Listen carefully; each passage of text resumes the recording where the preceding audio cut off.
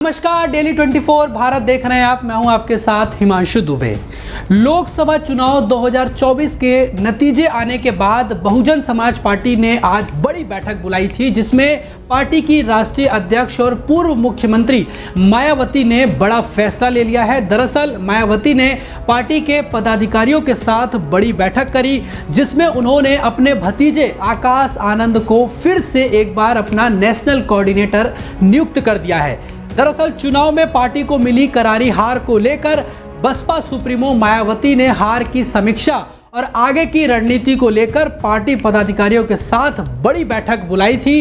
इस बैठक में मायावती के भतीजे आकाश आनंद भी शामिल हुए और आकाश आनंद ने अपनी बुआ यानी कि मायावती के पैर छूकर उनका आशीर्वाद लिया और इसकी तस्वीरें भी वायरल हो रही हैं, जिसमें साफ तौर पर देखा जा सकता है कि कैसे आकाश आनंद मायावती के पैर छू रहे हैं। और यही कारण है कि मायावती ने उनको आशीर्वाद के तौर पर उनको एक बार फिर से अपना उत्तराधिकारी नियुक्त कर दिया है। यानी कि जो नाराजगी मायावती की थी अपने भतीजे को लेकर, वो नाराजगी अब कहीं ना कहीं दूर होती हुई दिखाई दे रही है।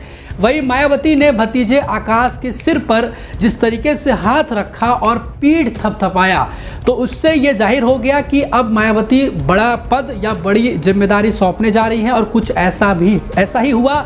मायावती ने आकाश आनंद को अपना जो नेशनल कोऑर्डिनेटर और अपना उत्तराधिकारी भी नियुक्त कर दिया। दरअसल लोकसभा चुनाव के दौरान मायावती के भतीजे आकाश आनंद अपने बयानों को लेकर चर्चा में आ गए थे।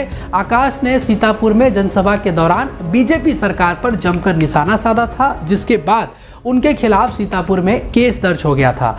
और यही वजह रही थी कि बसपा सुप्रीमो मायावती ने अपने भतीजे आकाश को अपरिपक्व बताते हुए उनको नेशनल कोऑर्डिनेटर और अपने उत्तराधिकारी के पद से हटा दिया था। वही बीजेपी पर फायर आकाश आनंद को हटाने से सपा समेत तमाम विरोधी दलों ने मायावती को कटघरे में भी खड़ा कर दिया था। यानी कि जिस तरीके से आकाश आनंद पर एक बार फिर से मायावती मेहरबान हो गई हैं और चुनावों में करारी हार के बाद जिस तरीके से यूपी में बीएसपी का एक भी खाता नहीं खुला, यानी कि 0 अंक बीएसपी को मिले हैं। और यही वजह है कि बीएसपी अब बाकी अन्य राज्यों के चुनावों में अपनी तैयारी को अभी से मजबूत करने के लिए ये बड़ी बैठक बुलाई गई और जिसमें पार्टी ने बड़ा एक्शन लिया। यानी कि बीएसपी सुप्रीमो जो है मायावती, उन्होंने बड़ा एक्शन लेते हुए अपने भतीजों को फिर से नेशनल कोऑर्डिनेटर के पद पर नियुक्त कर दिया है। वही लोकसभा चुनाव के नतीजे आने के बाद दावा यह किया गया कि आकाश को हटाए जाने के बाद मायावती का कोर वोटर यानी कि इंडिया गठबंधन में ट्रांसफर हो गया, जिसकी वजह से बहुजन समाजवादी पार्टी को एक भी सीट यूपी में नहीं मिली। वही बसपा सुप्रीमो मायावती रविवार को राष्ट्रीय कार्यकारिणी की बैठक जो उन्होंने की, इसी बैठक में पार्टी के नेता और कार्यकर्ता मौजूद रहे। यानी कि जो बड़ी बैठक बुलाई गई कार्यकारिणी की, उसी में ये बड़ा फैसला लिया गया। वही लोकसभा चुनाव के नतीजे आने के बाद हो रही इस बैठक में हार की समीक्षा भी हो रही है, यानी कि हार के मुख्य कारण क्या रहे। और एक प्रेस रिलीज भी जारी किया गया है बीएसपी की तरफ से। अब उसमें साफ तौर पर तमाम बातों का जिक्र है कि आखिर इस बैठक में क्या क्या हमने चर्चा की, किन मुद्दों पर, और आखिर हमारे हार का कारण क्या रहा। सीधा सीधा मायावती ने कहा कि किस तरीके से जो वोटर्स हैं उनको बरगलाने की कोशिश की गई, भ्रामक फैलाया गया, उनमें भ्रम की स्थिति पैदा की गई और यही वजह है कि उनके वोटरों ने बीएसपी को वोट न देकर किसी अन्य दलों को वोट कर दिया। और इसके साथ ही बाबा साहेब अंबेडकर का भी जिक्र किया, संविधान की भी बात करी कि कैसे इस समय संविधान और बाबा साहेब अंबेडकर की जो बातें हैं, उनकी जो लाइन है, उसको कैसे इस समय देश में खतरा पैदा किया जा रहा है, उसको कैसे तार तार किया जा रहा है, यानी कि उसको बचाने की भी वो बात करती हुई साफ तौर पर दिखाई दे रही है। वही अगर बात करें कि एक रणनीति पर भी तैयार खाका जो है कर लिया गया है और इसी के चलते आपको बताएं कि जिस तरीके से पंजाब में, उत्तराखंड और उत्तर प्रदेश में विधानसभा उपचुनाव होने हैं और इसीलिए जो है अभी से बीएसपी ने ये तैयारी कर ली है, ताकि ये रणनीति बनाई गई है ताकि किसी भी तरह की अब खामियाजा बीएसपी को ना भुगतना पड़े और जो लोकसभा चुनाव में जो नुकसान हुआ है पार्टी को, वो विधानसभा के उपचुनावों में ना हो। इसीलिए पार्टी की तरफ से ये बड़ा फैसला लिया गया है। बता दें कि पंजाब और उत्तराखंड में होने वाले विधानसभा उपचुनाव के लिए बसपा सुप्रीमो मायावती ने अपने भतीजे आकाश आनंद को एक बार फिर से स्टार प्रचारक बनाकर सबसे पहले बड़ी जिम्मेदारी दी।